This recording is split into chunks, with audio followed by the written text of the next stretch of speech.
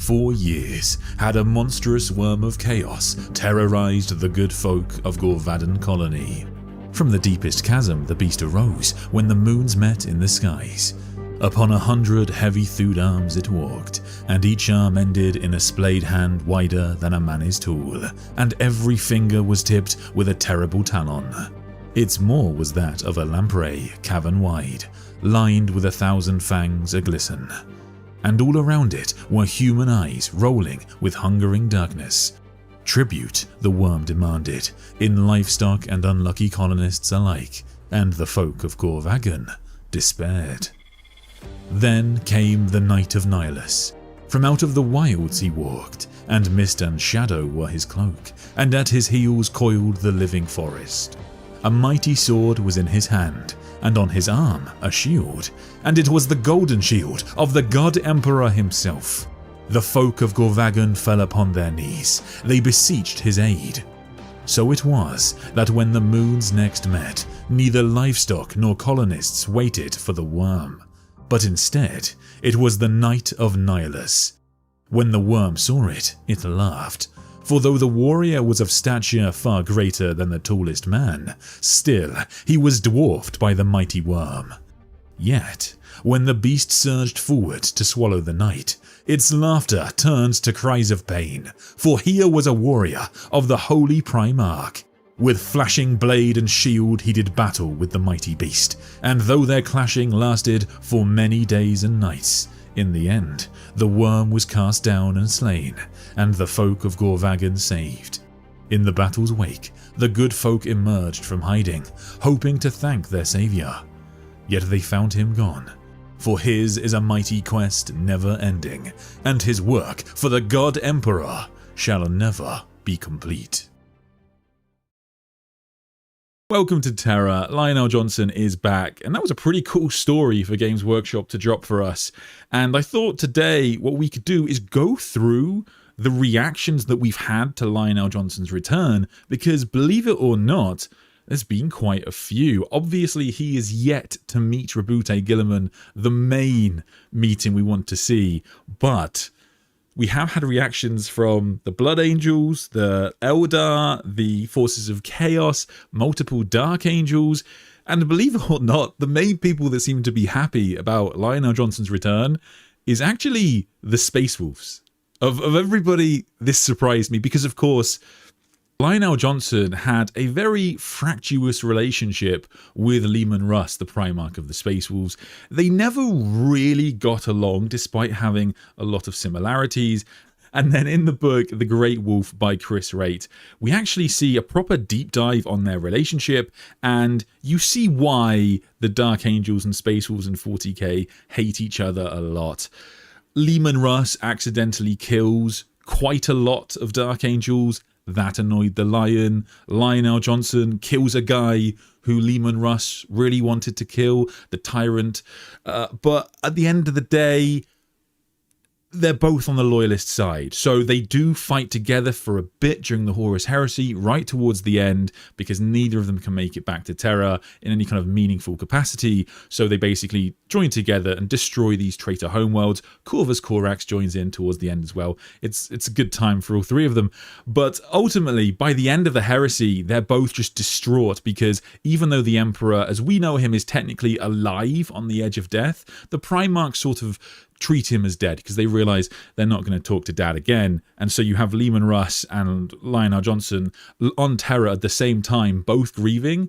But despite the fact that throughout Leman Russ's novel, Leman Russ, in my opinion, makes error after error, and the Lion, whilst being a dick, is actually in the right most of the time. Leman Russ, by the end of the Heresy, has gone through this great transformation, and he is this humble Wolf King character. He's transferred from being Thor to being Odin. He's the more mature of the two characters, but Lionel Jonson is so immature still right at the end of the Heresy, and he can't kind of let go of his grief, and he actually stabs Leman Russ through the chest on Terra. It's probably one of my favourite written scenes in all of Warhammer 40k because it's the Primarchs at their most human. There's a quote quote where they talk about the Primarchs being superhuman, right? Which is not just in terms of them having incredible abilities, but they are like the most human. So when Lionel Jonson is on Terra and he sees that the Emperor has fallen, and then he sees Leman Russ, and he can't process his grief, so he latches on to the only thing he can think of,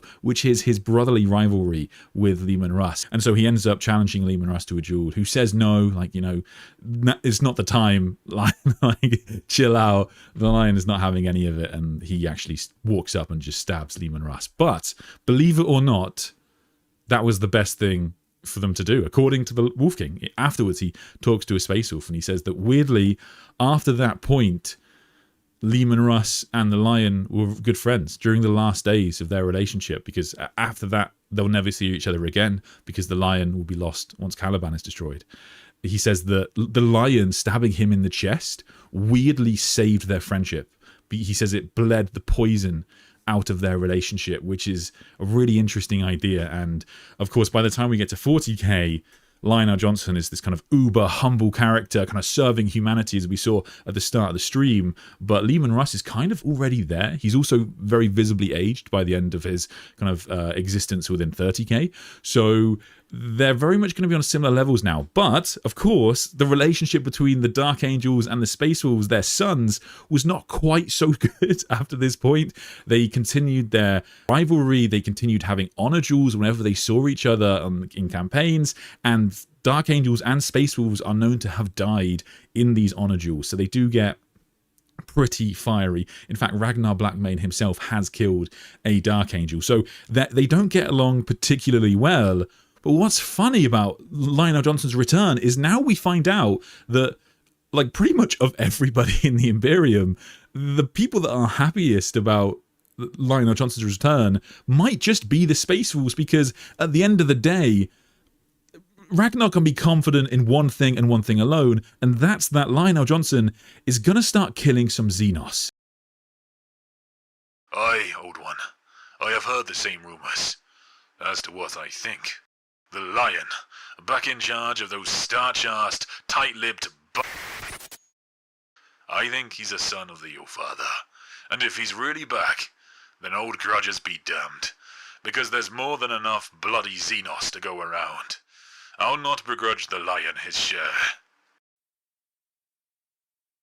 As we'll see, there are multiple factions in Warhammer 40k who are, at the very least, concerned about Lionel Jonson's return, but the Space Wolves, I mean, it should be noted, at that point in the lore, Ragnar Blackmane is fighting against orcs, and he's just having this conversation whilst cutting down orcs, but he doesn't seem to care, because he's very much aware of the fact that the Imperium seems to be overwhelmed, and they're happy to have the support. And the reason that made me laugh is because not only did I expect a different reaction, but the Space Wolves reacted really strongly to the return of Rabute Guilliman. So this is covered quite extensively in the book Wolf Time in the Dawn of Fire series. And in this series, you have Space Wolves being very aggressive when Rabute Guilliman comes to them and offers them Primaris support. They call him the Legion Breaker and think he's the reason for so much of the Imperium's problems today, because he basically broke up the legions and made the Space Wolves a shadow of what they were in the Heresy and Great Crusade.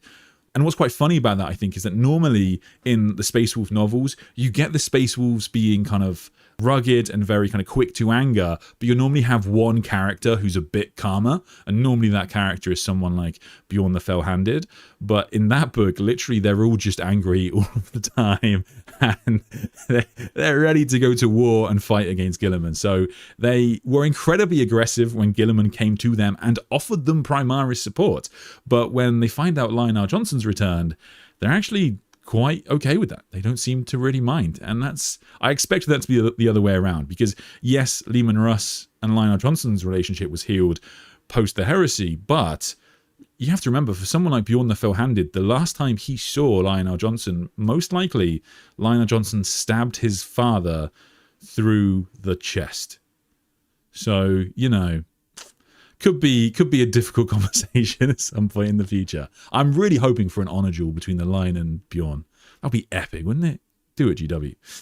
So Ragnar Blackmane, believe it or not, is kind of okay with Lionel Jonson coming back.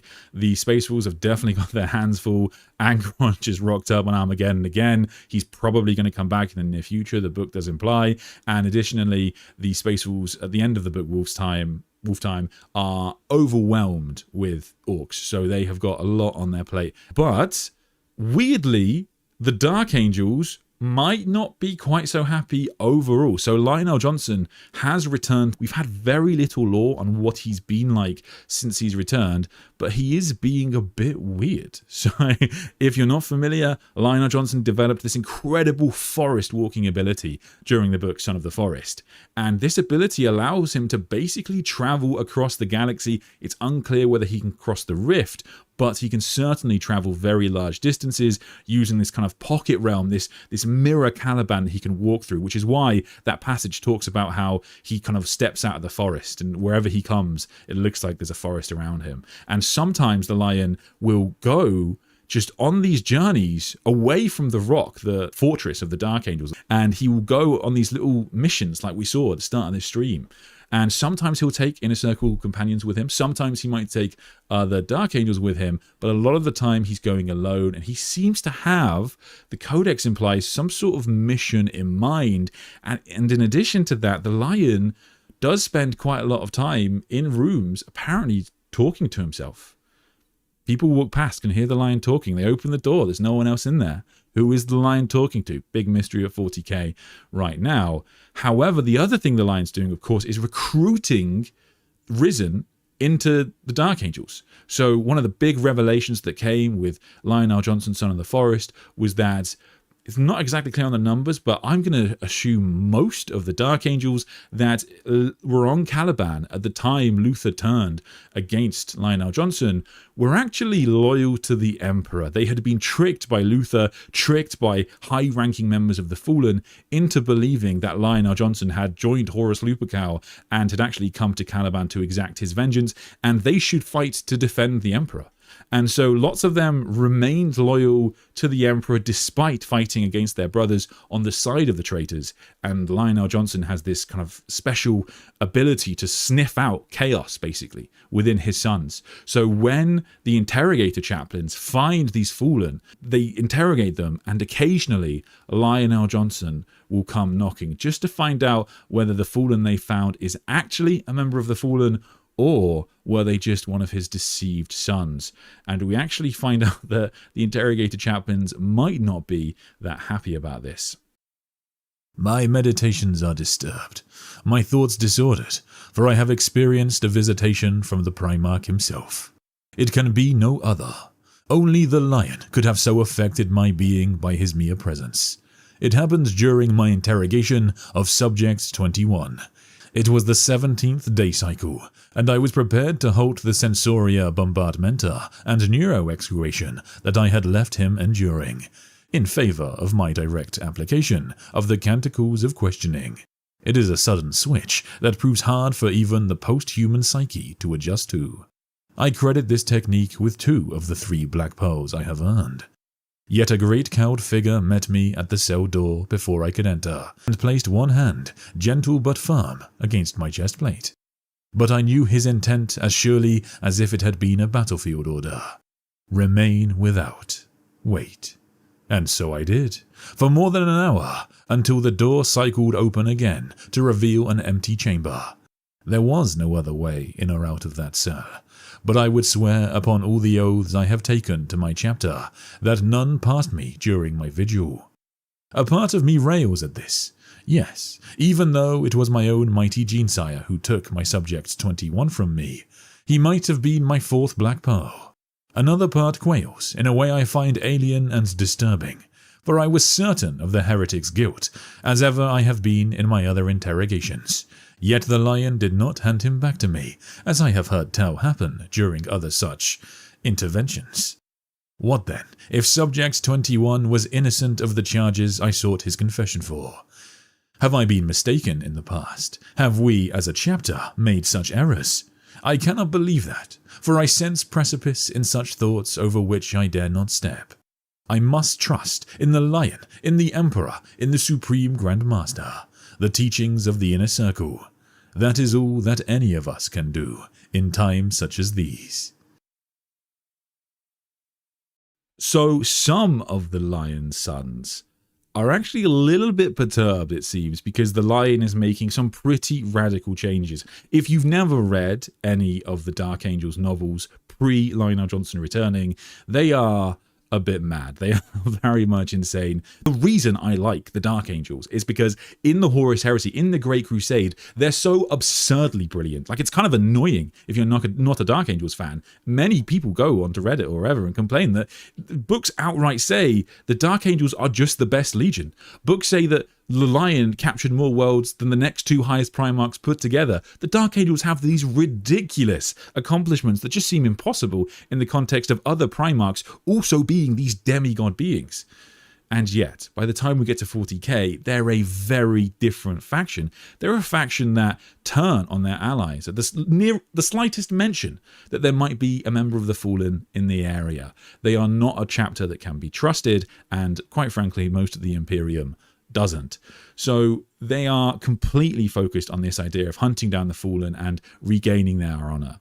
And yet, Lionel Jonson has returned and said, actually, I don't want you to interrogate all of the Fallen. He hasn't stopped the hunt for the Fallen entirely, because as the interrogator chaplain there says, some of the Fallen are still sworn to chaos, and if that is the case, the Lion will allow them to be interrogated and killed.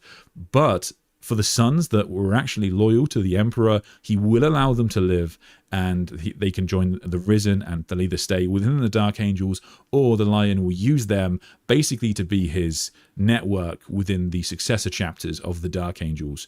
It's a fascinating little idea and is really radical. We really want to see lore on this from Azrael's point of view, from other Dark Angels' point of view.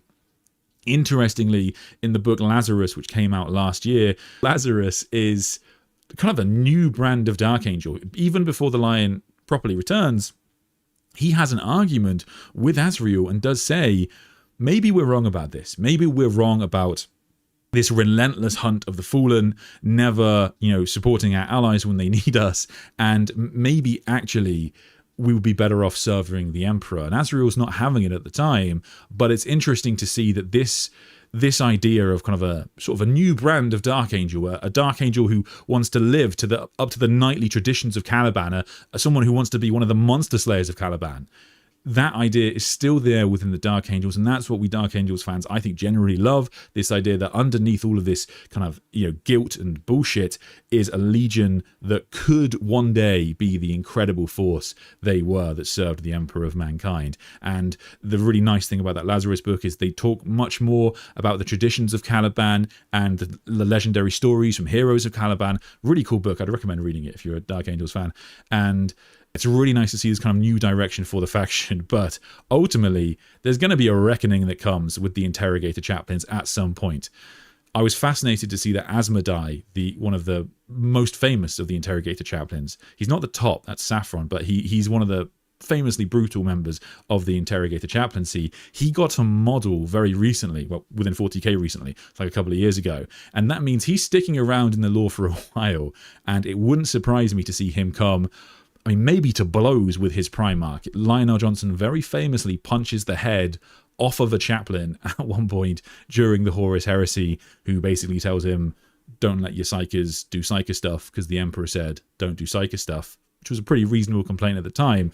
But anyway, the Lion is not above killing his sons, although I imagine it's not something he's very proud of. So I was sort of expecting there to be more violence between the two, but certainly there's a little bit of friction here already being established, so I hope we see more of that. Got to the stream late. What's the Inquisition's reaction to the Lion, knowing that they can't control the Primarchs? It must really piss them off. I don't think we've had an Inquisitor reaction yet, but the Inquisition were not fans of the Dark Angels before the Lionel Jonson returned. Oh, to be fair, the Inquisition are not a monolith, so it does vary. But we have had Inquisitors come into conflict with the with the Dark Angels, and have even been killed by the Dark Angels. So there's definitely the opportunity for friction there. But I think even if the Lion killed half a dozen Inquisitors, I don't think I don't think that would be too much of a problem for him. One of the questions that I'm really interested to see is how the custodians react to Lionel Jonson. Not from the point of view that they might hate him or like him. There's this plot line that goes along the Dawn of Fire series where you have these custodians who sort of hate Rabute Guilliman and think he might one day betray the Imperium, but they realize Guilliman's the last hope of the Emperor because so far he's the only Primarch to have returned. And I can't help but wonder whether you're going to have these custodians pretty much wanting the Lion to fight Guilliman, because if they prefer Guilliman to the Lion, if they think the Lion's more trustworthy, which they might not do following the events of Cypher, Lord of the Fallen, but if they see the Lion as a possible replacement to Guilliman, they may try and get the Lion to challenge Guilliman for leadership, because they'll want to choose the Primarch who either they're comfortable they can kill, or they're comfortable is less likely to turn against the Emperor. So there's going to be some fun there. And the Custodians are following Cypher around the galaxy, so presumably they'll come into conflict with the Lion at some point. So not only do we have the Dark Angels, who some of which might be a little bit nervous about Lionel Jonson returning and the changes he's going to make to the chapter and the successor chapters, and at the very least they're going to find it difficult to make this adjustment of not being obsessed with the Fallen all of the time. But the Blood Angels also have a little bit of friction when it comes to Lionel Jonson, because for those of you who haven't read Devastation of Baal or paid attention to Warhammer for a while, Commander Dante got a promotion. He is now the Imperial Regent of Imperium Nihilus. Basically, his job is he is Guilliman's voice in Imperium Nihilus, whilst Guilliman is not there, back on Terra, etc. And so he is an incredibly important figure in Warhammer 40k, even more important than he was as Chapter Master of the Blood Angels, and that brings him sort of into conflict with the Lion, because Dante, incredibly humble man, falls to his knees immediately upon meeting Guilliman, for example. He should technically be outranked by Lionel Jonson in 40k, because Lionel Jonson is a Primarch, a son of the Emperor, but his title is above Lionel Jonson right now. So the Blood Angels are interested to see whether this is going to cause a problem in the future. My concerns have not abated, brother. They multiply like radweeds after a particle storm, growing greater by the day. Already, our Lord serves as the Warden and Regent of Imperium Nihilus. He bears a burden that most would surely find impossible. The warp storms show no sign of abating. The light of the Astronomicon grows no clearer. And yet, he must assume the titular responsibility for the defense of this sundered half of the Emperor's realm. This is a duty, let us not forget, that was forced upon him as an honor by the Primarch of the Ultramarines. And now, they say, another of the Emperor's sons has returned, to wage wars of his own through Lord Dante's protectorate. Is the Lion truly our ally, or will he seek to supplant Lord Dante? He has already resumed upon our aid choice, at no small cost in the lives of our battle brothers. Will he seek to do the same again? Who can say what such potent and singular beings will do? What entitlements they feel, or agendas they follow? I urge again, my brother, that we must be ready to watch over our chapter master, as he in turn watches over us and all the Baal system and beyond. We must be wary. We must be prepared to act. So I think this confusion is born out of the Blood Angels not really understanding Lionel Jonson's purpose in Warhammer 40k. So, of course, they haven't read Mike Brooks' novel, but in that novel, the Lion basically puts aside his ambition. And this is surprising, because in the Great Crusade, the Lion very much wanted to be War Master, and even after Horus betrays the Emperor, the Lion is still making plays to become War Master. So he is pretty obsessed with power when he's young and sees himself as the first among equals, of course. So it's not too unsurprising that a lot of the Blood Angels might think Lionel Jonson would be making a play for power, and perhaps Dante's position. But the Lion is very different today. And of course, he has put himself in the position as Lord Protectorate of Imperium Nihilus. He just wants to serve the Emperor. He just wants to serve humanity. and he's in this kind of uber humble period, having been humiliated essentially by a significant number of his sons joining the forces of chaos. So he is a very different man to whom he was, and in addition to that, it's not too unsurprising that Lionel Jonson would follow a Blood Angel, because in the Unremembered Empire series we do see Lionel Jonson under the command of Sanguinius, something that doesn't come naturally to him, but he does accept, and he is once again this Lord Protectorate. So in its own weird way, Lionel Jonson is in the same job as he had 10,000 years earlier, and he's still serving an angel of Baal, pretty much. So that's probably where that confusion comes from, is that the Blood Angels don't understand exactly the Lion's mentality right now. But I do think this might lead to another confrontation that we'll probably see at some point in the future.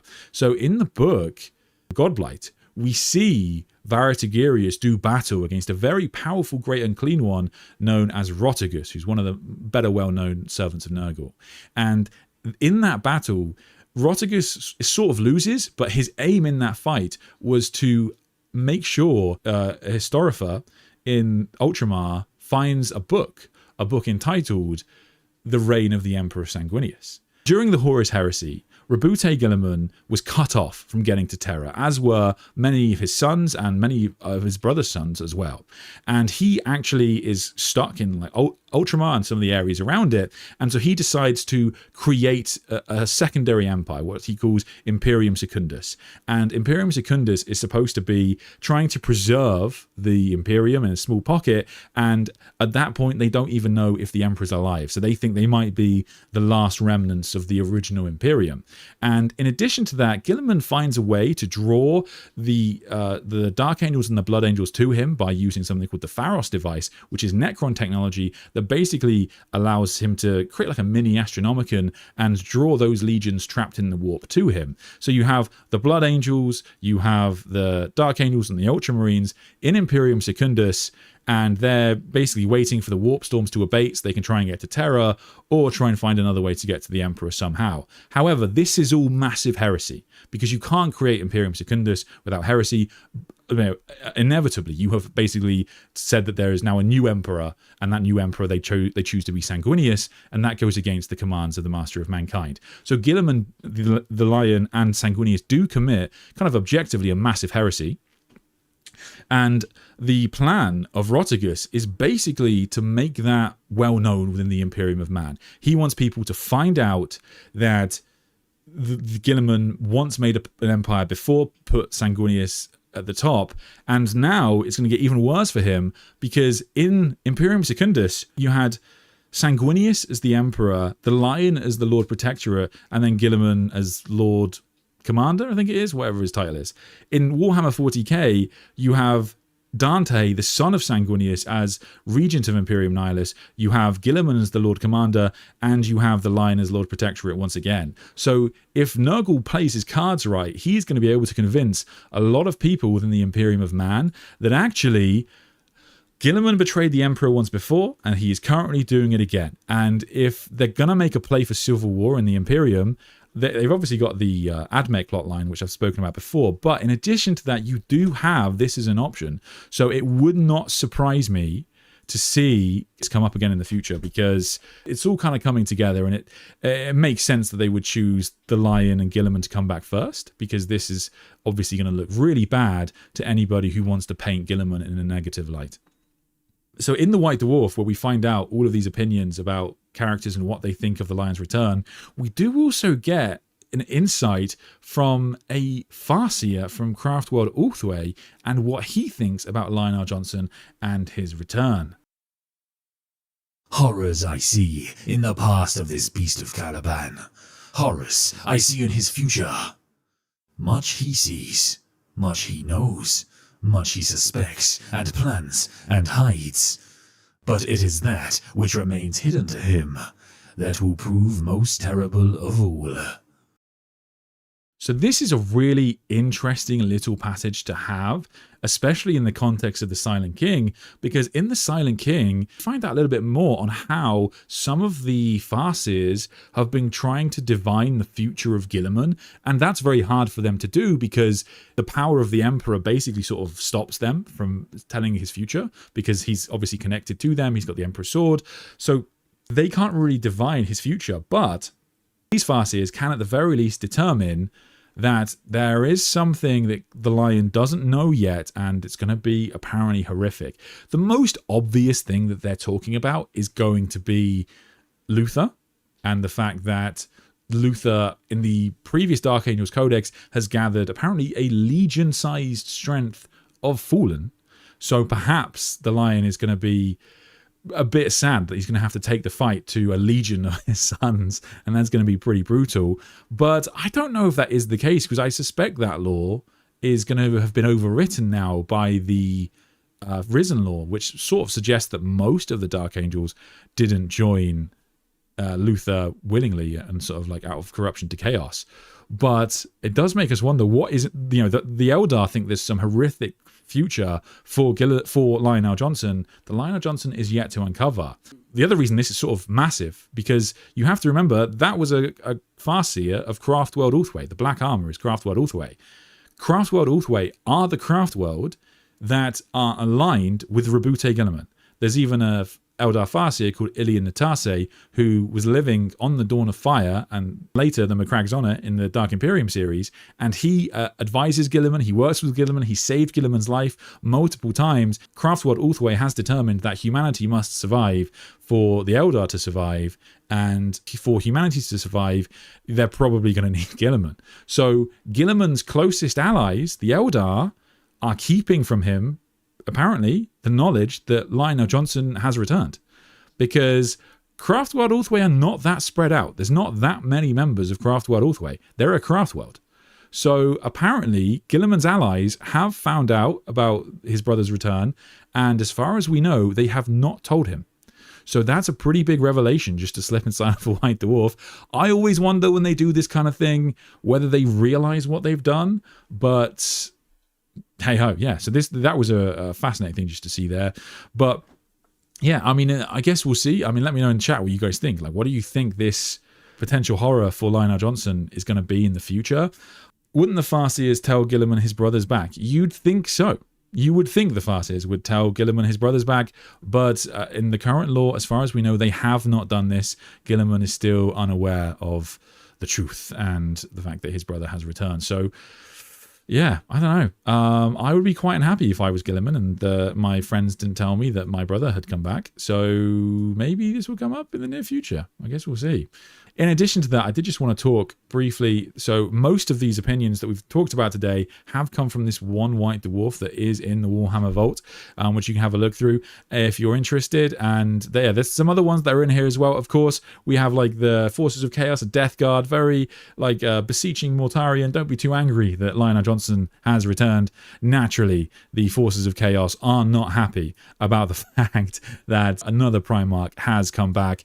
Mortarion, interestingly, probably knew about this for a while, because Lords of Silence, that implies that Mortarion had foreseen all of the Primarchs that are going to come back. So yeah, but Mortarion might not be too surprised about Lionel Jonson's return, and that would explain why he made the attack on Ultramar so quick, because he knew that there were more Primarchs on their way. So I really enjoyed fascinating little excerpts to put inside of a White Dwarf, and I really hope we get more of this. The story, the Gorvagan Worm, I loved. If Games Workshop just gave me like 50 of them, I would be so happy. But we want a real book, realistically, though. Let's be honest, GW. So Lionel Jonson has returned, and whilst I think inevitably it's going to be very good for the Imperium to have the Primarch of the Dark Angels back, not everyone is that happy. The Blood Angels, some of them are very clearly concerned about the possible friction between Lionel Jonson and Dante. You've got some of the interrogator chaplains within the Dark Angels who, of course, are concerned about the fact that Lionel Jonson's messing with their jobs and the thing that they love doing, which is, of course, torturing people. But the Space Wolves weirdly are happy to see the Primarch back, which is funny, I guess. Not something I expected. I inevitably assumed they would be furious about the man who stabbed their gene father having returned. But yeah, I mean, there's definitely some mysteries, even from like a White Dwarf article like that. You have the Eldar revealing that they know Lionel Jonson has returned, yet they've not told Gilliman, and they revealed that something in Lionel Jonson's future is going to be horrific, even by the standards of 40k horrific. So who knows what that'll be. But yeah, let me know what you think in the comments. Let me know how other people are going to react to Lionel Jonson in the future. And please be sure, if you like this content, to click the like button, subscribe. You can support the channel by clicking the join button and get access to more content and a Discord. I will see you for the next stream, and take care.